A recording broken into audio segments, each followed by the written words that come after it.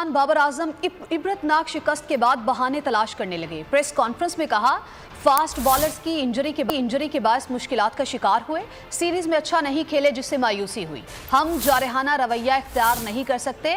हमें सोच बदलने के लिए वक्त चाहिए। हमारी नई टीम है, मौके देंगे तो नतीजा आएगा। इंग्लैंड ने जिस तरह की क्रिकेट खेली, तारीफ करना पड़ेगी। चाहिए होते हैं जो आपको आउट करके दें। देखें, जब टेस्ट मैच में आपको 20 आउट करेंगे नहीं, जब तब तक आप मैच नहीं जीतेंगे। तो ये एबिलिटी है हमारे बॉलर्स में, ये है कि एग्जीक्यूट और स्टेप अप करना ज़रूरी है। आप अपना प्लान बताते हैं, आप अपना एक्सपीरियंस शेयर करते हैं। एग्जीक्यूट करना प्लेयर पे होता है कि आप एग्जीक्यूट कैसे करते हैं।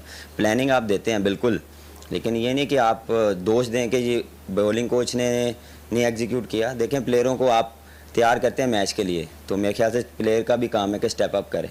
रज़ी जो हमारा कंटिन्यू खेलता आ रहा था, क्योंकि इंपॉर्टेंट सीरीज थी हमारी, तो अगर एकदम चेंज कर देते, क्योंकि सैफ़ी भाई फर्स्ट क्लास के बाद टीम में आए और एकदम आप उनको खिलाएं, तो ये हमारा प्लान ये था कि हमारी जो बेस्ट जीत पर